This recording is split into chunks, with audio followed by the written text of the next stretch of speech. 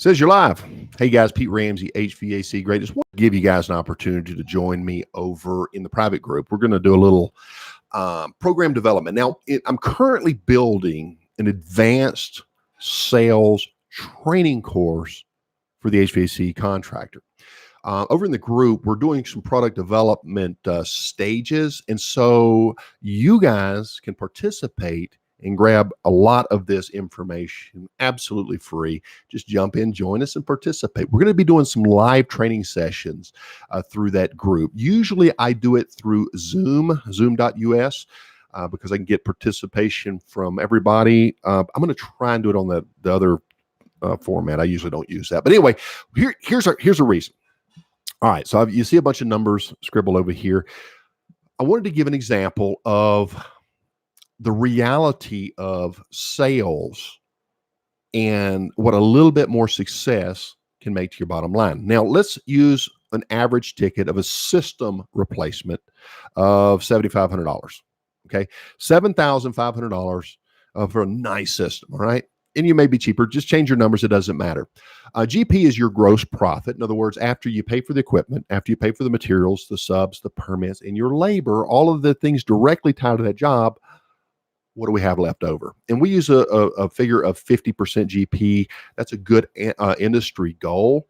And so that means that half of that money goes towards paying your company's bills. Okay. You know, and percentage that's going to be profit, but your overhead, right? The office staff salary, your rent, your insurance, all these different things. So what is a closing ratio? A closing ratio is how many estimates do I go on and what percentage of those actually converts into sales? And the reality of it, not all sales opportunities are created equally. So if we're going to be fair about measuring a ratio, how successful your salesperson is, we really have to measure them by category, measurable category. What do I mean? Back when we used to use the yellow pages, that was a terrible closing ratio for us. We had months of less than 20% closing ratio. We go on 10 estimates, and you got to spend, imagine I would spend about 2 hours per visit. I mean, that represents 20 hours, not including travel, of my time to get 2 jobs. 2 out of 10 is 20%. And we had months where we had less. And why? Because, these people in the yellow pages, they don't know you. They didn't know me. They didn't like me. They had no relationship with me. All they knew is, let's see what this guy has to offer. So how do people that with no relationship measure you? Price. When you're the most expensive, one of the most expensive companies in town, because you try to do the best work and offer the best value, then you're bumped out. So this requires a little bit different strategy. So if you're advertising through mediums such as Facebook, you're going to have leads that are what they call cold leads. And so what can we do to warm those leads up? What can we do to empower your comfort advisor, comfort consultant, your salesperson, so that when they go out there, they can improve? And the goal here is 1 out of 10. If we can get one more out of that 10, what would that mean? Okay, so let's say you go on 20 estimates a month, and you can improve by 1. That means you got an extra 2 sales per month. 2 sales, that's $3,750 that goes to your bottom line, times 2 is $7,500 a month to pay your rent, extra, better than you're doing right now, to pay your salary, to pay your insurance payments, to make your tax deposits, whatever it is that you need to be utilizing your money, pay all your bills with. This is additional found revenues by improving, tweaking your system a little bit better. But listen, this is not about just the salesman. It's about your system. And the person who needs this sales training isn't just your salesman, it's you. It is you. If you're the owner, you're the one that needs this training. Here's why. The mistake that you make is the same mistake that I made is I'm going to hire this really good salesman and throw him to the wolves. Let him handle it. It's his job. And I've heard this. I hear this ignorance spouted throughout the internet. It's his job to make the sales no matter what the conditions. That's his problem. No, that is your problem, and you're being irresponsible if you treat your people like that. Here's why. If you send your comfort advisor out on a cold call, they have no relationship with your company. All they're looking for is a price. Then they really have an uphill battle. And if they get 2 to 3 out of 10, they're doing good. They really are, especially if you're a higher position company.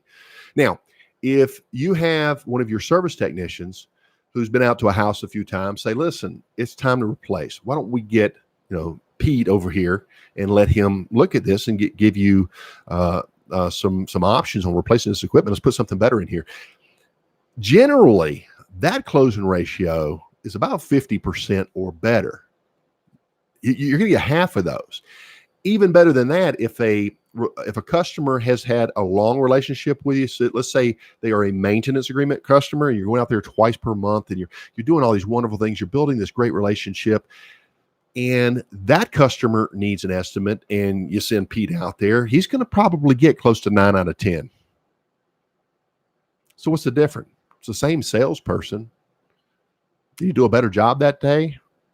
Or did you put him in a better position to be more successful? So sales training is much more than a process. We're going to talk about a process because with some customers, they don't have the relationship. They don't trust you. So we've got about 2 hours to build a relationship, to establish trust, to diffuse apprehension because these people don't know you, and try to build some type of rapport. Try to build some type of credibility in the eyes of this particular homeowner. And so we can do that. That's one process. That's one piece.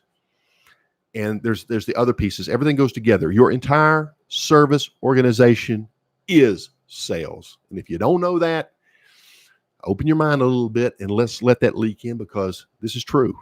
Everything you do is sales. Everything you do leaves an impression. What kind of impression are you leaving? The way you answer the phone, the way your service technician addresses the front door, the way your maintenance technician goes through their process, the way your follow-up phone call process is. If you have one, do you have a follow-up phone call process? You should.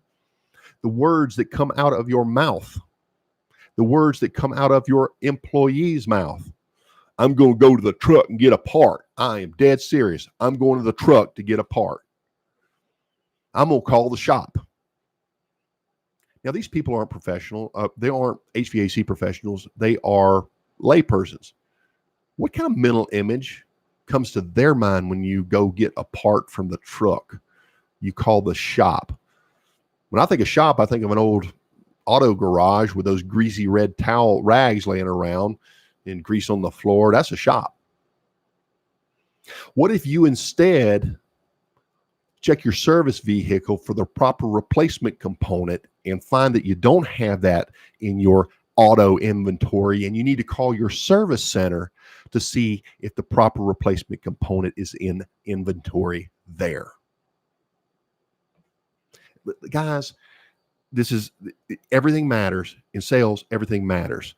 If you want sales success, if you want to increase your monthly revenues by $7,500 GP after the direct cost is paid, you paid for everything. This is money to pay your bills with. You're looking at an extra $90,000 per year on average by fixing and tweaking this area.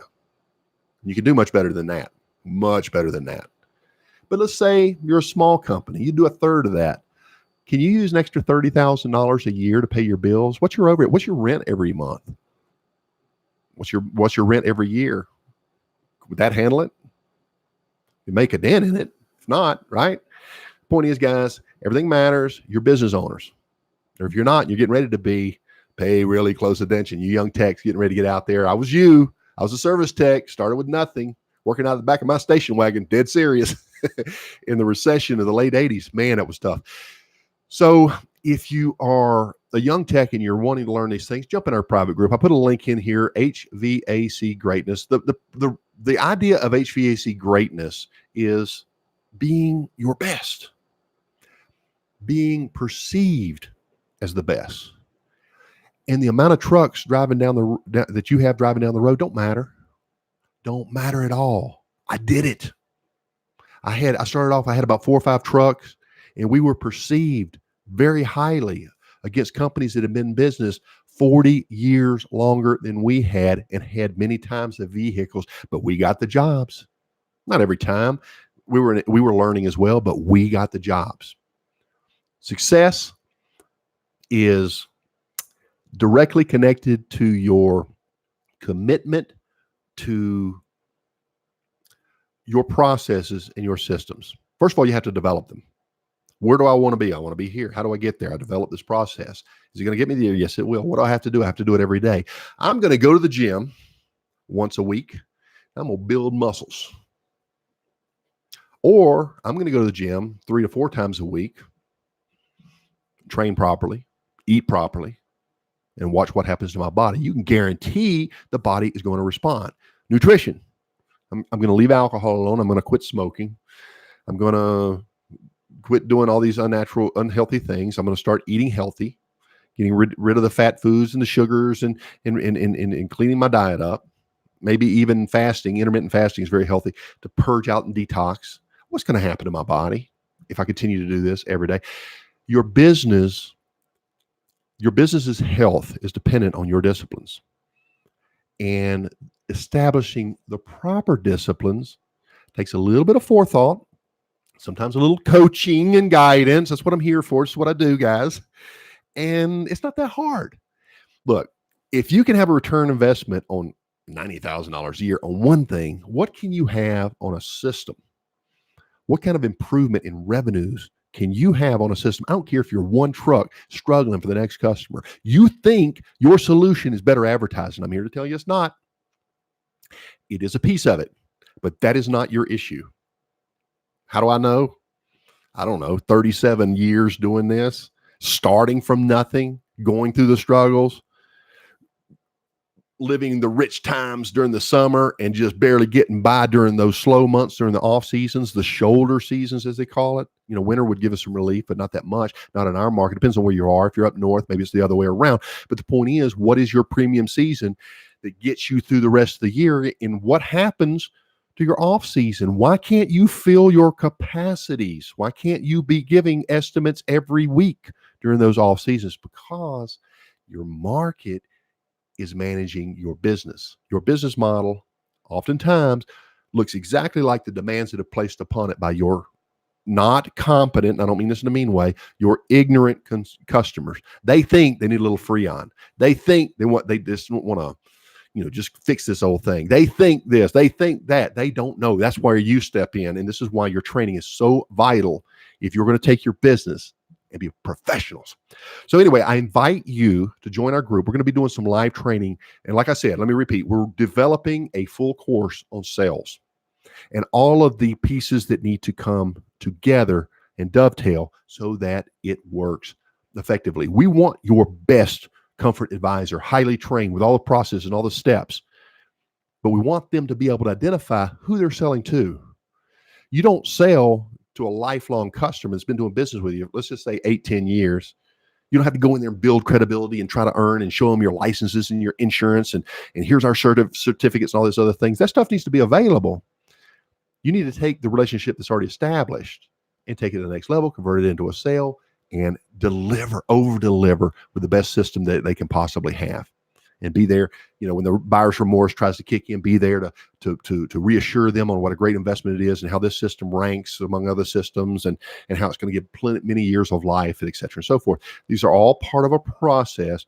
And what happens, imagine this, your customers go, wow, I'm glad I went with that company.